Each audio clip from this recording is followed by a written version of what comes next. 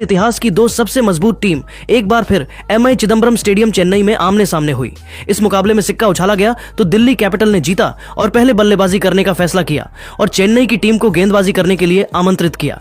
दिल्ली की तरफ से इस मुकाबले में पारी की शुरुआत करने के लिए दो खूंखार बल्लेबाज केएल राहुल के साथ फ्रेजर मार्कगर्ग आए। वहीं चेन्नई की तरफ से पहले ओवर लेकर आए खलील अहमद।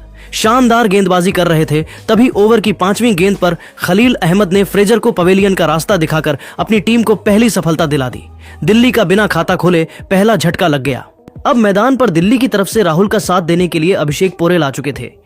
दूसरे ओवर में चेन्नई की तरफ से गेंदबाजी करने आए मुकेश चौधरी, लेकिन इनका स्वागत अभिषेक ने दूसरी गेंद पर करारा प्रहार करते हुए चौका जड़कर किया। वहीं तीसरी गेंद पर अभिषेक ने करारा शॉट लगाते हुए छक्का जड़ दिया और मुकेश चौधरी की जमकर कुटाई कर दी। इसके बाद भी इनका बल्ला रुकने का नाम नहीं लिया। चौथी और 5वीं गेंद को भी उन्होंने चौके में तब्दील कर दिया और इस ओवर से 19 रन बटोरकर अपनी टीम को 2 ओवर में ही 20 रनों तक पहुंचा दिया। तीसरे ओवर में गेंदबाजी करने आए एक बार फिर खलील अहमद। इस ओवर में भी खलील अहमद ने बेहतरीन गेंदबाजी की। उन्होंने केवल 4 रन दिए। 3 ओवर में दिल्ली का स्कोर 24 रन 1 विकेट पर बन पाया। चौथे ओवर में चेन्नई की तरफ से एक बार फिर गेंदबाजी करने आए मुकेश चौधरी। इस बार इनका स्वागत राहुल ने अपने अंदाज में तीसरी गेंद पर खतरनाक चौका लगाकर किया और टीम के स्कोर को तेजी से आगे बढ़ाया। लेकिन उसके बाद मुकेश ने शानदार वापसी की और इस ओवर में केवल 8 रन खर्च किए। दिल्ली का स्कोर 4 ओवर में केवल 32 रन बन पाया। 5वें ओवर में गेंदबाजी करने आए एक बार फिर खलील अहमद, लेकिन इस बार इनका स्वागत केएल राहुल ने अपने अंदाज में शानदार छक्का लगाकर किया और इन दोनों बल्लेबाजों ने उसके बाद इस ओवर से 11 रन बटोरकर अपनी टीम को 5 ओवर में 43 रनों तक पहुंचा दिया। पावर प्ले के अंतिम ओवर में चेन्नई सुपर किंग ने सबसे बड़ा बदलाव किया और इस बार उन्होंने फिरकी के जादूगर अश्विन को बुलाया। लेकिन अश्विन का स्वागत पहले ही गेंद पर अभिषेक ने शानदार चौका लगाकर किया, लेकिन उसके बाद इन दोनों बल्लेबाजों ने सिंगल लेकर अपनी टीम को पावर प्ले के 6 ओवर में 51 रनों तक पहुंचा दिया। वहीं दोनों खिलाड़ियों के बीच अर्धशतकीय साझेदारी भी पूरी हो गई।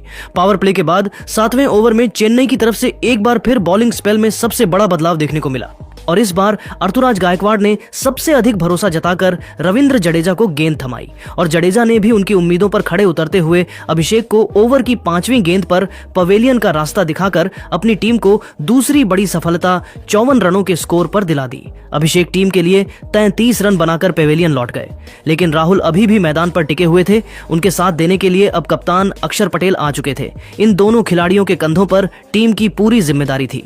अक्षर पटेल ने आते ही जडेजा का स्वागत शानदार छक्का लगाकर किया और अपनी टीम को 7 ओवर में 60 रनों तक पहुंचा दिया। 8वें ओवर में गेंदबाजी करने के लिए एक बार फिर रविचंद्र अश्विन आए। शानदार गेंदबाजी कर रहे थे, लेकिन ओवर की अंतिम गेंद पर आरक्षण पटेल ने चौका जड़कर अपनी टीम को 8 ओवर में 67 रनों तक पहुंचा दिया।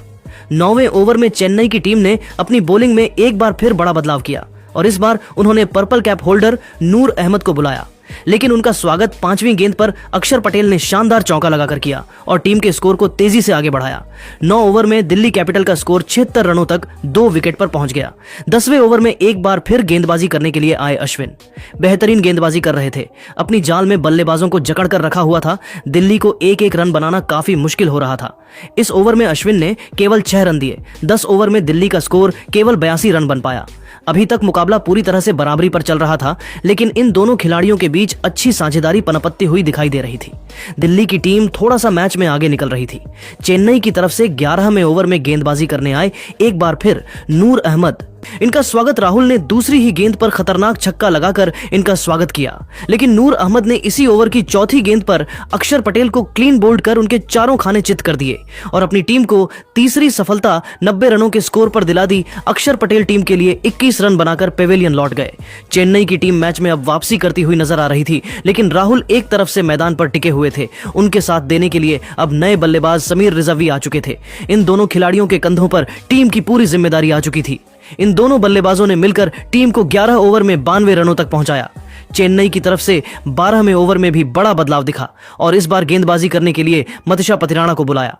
उन्होंने भी शानदार गेंदबाजी की, लेकिन ओवर की अंतिम गेंद पर राहुल ने शानदार चौका जड़कर अपनी टीम को 12 ओवर में 103 रनों तक पहुंचा दिया।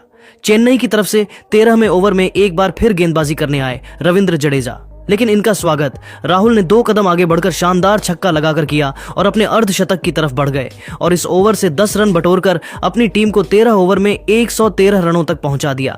14वें ओवर में एक बार फिर गेंदबाजी करने आए पथिराना। इसी ओवर की दूसरी गेंद पर राहुल ने सिंगल लेकर अपना अर्धशतक 33 गेंद में ठोक दिया। उसके बाद रिजवी ने शानदार चौका जड़कर टीम के स्कोर को तेजी से आगे बढ़ाया और अपनी टीम को 14 ओवर में 121 रनों तक पहुंचा दिया। इसके बाद भी दोनों बल्लेबाज रुके नहीं हैं। राहुल और रिजवी टीम के स्कोर को तेजी से आगे बढ़ाने लगे और अपनी टीम को 16 ओवर में 146 रनों तक पहुंचा दिया। लेकिन समीर रिजवी जल्दबाजी कर बैठे और अपना विकेट खलील अहमद को 17वें ओवर में दे दिया और अब मैदान पर राहुल का साथ देने के लिए से स्टब्स आ चुके थे। इन दोनों खिलाड़ियों ने मिलकर टीम के स्कोर को तेजी से आगे बढ़ाया। चेन्नई के हर गेंदबाजों की जमकर कुटाई की। दिल्ली का स्कोर रॉकेट के रफ्तार की तरह आगे बढ़ रहा था। राहुल अपने शतक की तरफ बढ़ रहे थे, लेकिन अंतिम ओवर में राहुल ने अपना विकेट पथिराना को दे दिया। दिल्ली कैपिटल को 179 रनों के स्कोर पर 5वां झटका लग गया। राहुल टीम के लिए 77 रन बनाकर पेवेलियन लौट गए। वहीं दूसरी गेंद पर आशुतोष भी रन आउट होकर पवेलियन लौट गए। लेकिन दिल्ली कैपिटल्स की टीम ने चेन्नई के सामने 20 ओवर में 184 रनों का लक्ष्य रख पाई। इस लक्ष्य का पीछा करने उतरी चेन्नई मैदान पर आए रचिन रविंद्र के साथ कानवे। वहीं दिल्ली की तरफ से पहले ओवर लेकर आए मिचेल स्टार्क। शानदार गेंदबाजी कर रहे थे, बल्लेबाजों को परेशान कर रहे थे, लेकिन अंतिम गेंद पर कानवे ने चौका जड़कर अपनी टीम को एक ओवर में 10 रनों तक पहुंचा दिया। दिल्ली की तरफ से दूसरा ओवर लेकर आए मुकेश कुमार और इस बार उन्होंने ओवर की 5वीं गेंद पर रचिन रविंद्र को पवेलियन का रास्ता दिखाकर अपनी टीम को पहली सफलता दिला दी और चेन्नई को बड़ा झटका लग गया। 2 ओवर में चेन्नई का स्कोर 15 रन बन पाया और कानवे का साथ देने के लिए अब मैदान पर कप्तान ऋतुराज गायकवाड़ आ चुके थे। इन दोनों खिलाड़ियों के कंधों पर टीम की पूरी जिम्मेदारी थी, लेकिन ऋतुराज गायकवाड़ अपनी टीम के लिए केवल 5 रन बनाकर तीसरे ओवर में मिचेल स्टार्क के शिकार हो गए। चेन्नई की टीम को दूसरा बड़ा झटका लग गया, लेकिन कानवे अभी भी मैदान पर टिके हुए थे। उनके साथ देने के लिए अब विजय शंकर आ चुके थे। इन दोनों बल्लेबाजों ने मिलकर टीम के स्कोर को धीरे धीरे आगे बढ़ाया और 4 ओवर में 22 रनों तक पहुंचा दिया। 5वें ओवर में गेंदबाजी करने आए मोहित शर्मा शानदार गेंदबाजी कर रहे थे। चेन्नई के बल्लेबाजों को पूरी तरह से जकड़ कर रखा हुआ था। 5 ओवर में चेन्नई का स्कोर केवल 36 रन बन पाया। दिल्ली कैपिटल्स की टीम पूरी तरह से हावी हो चुकी थी। पावर प्ले के अंतिम ओवर में दिल्ली कैपिटल ने गेंदबाजी में बड़ा बदलाव किया। इस बार गेंदबाजी के लिए बुलाया विप्रराज निगम को। विप्रराज ने आते ही ओवर की तीसरी गेंद पर कानवे को पवेलियन का रास्ता दिखाकर चेन्नई की कमर तोड़ दी। 41 रनों के स्कोर पर चेन्नई का तीसरा विकेट गिर गया, लेकिन विजय शंकर मैदान पर टिके हुए थे। उनका साथ देने के लिए अब शिवम दुबे आए। इन दोनों बल्लेबाजों ने धीरे धीरे टीम के स्कोर को आगे बढ़ना शुरू किया। 7 ओवर में चेन्नई का स्कोर 49 रन 3 विकेट पर पहुंच पाया। दुबे और शंकर सिंगल डबल लेकर खेल रहे थे, टीम को संभालने की पूरी कोशिश कर रहे थे। 10वां ओवर लेकर आए विपराज का स्वागत दुबे ने पहली ही गेंद पर छक्का लगाकर किया, लेकिन इस छक्के का बदला लेते हुए अगली ही गेंद पर विपराज ने दुबे को पवेलियन का रास्ता दिखाकर चेन्नई की कमर तोड़ दी। 65 रनों के स्कोर पर चेन्नई के 4 बल्लेबाज पवेलियन लौट गए, लेकिन विजय शंकर मैदान पर टिके थे। इनका साथ देने अब रविंद्र जडेजा आ चुके थे, लेकिन जडेजा टीम के लिए केवल 2 रन बनाकर पवेलियन लौट गए। अब मैदान पर आ चुके थे मैच के असली हीरो महेंद्र सिंह धोनी।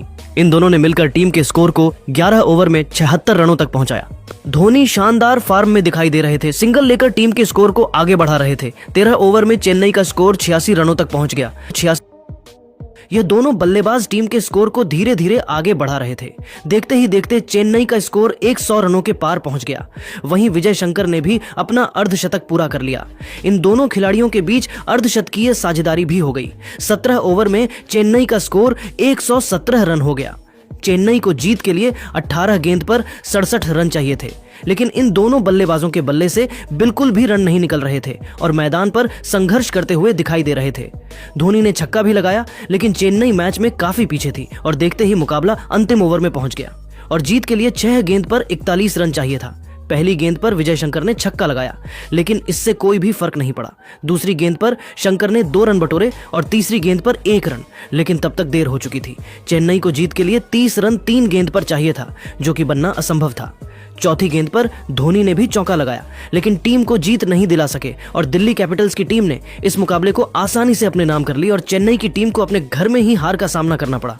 तो दोस्तों, अब आपको क्या लगता है, इस बार आईपीएल की चमचमाती हुई ट्रॉफी कौन जीतेगा? आप खुद नीचे कमेंट करके जरूर बताइए और ऐसी ही नई नई वीडियो के लिए हमारे चैनल को जरूर सब्सक्राइब करिए। धन्यवाद।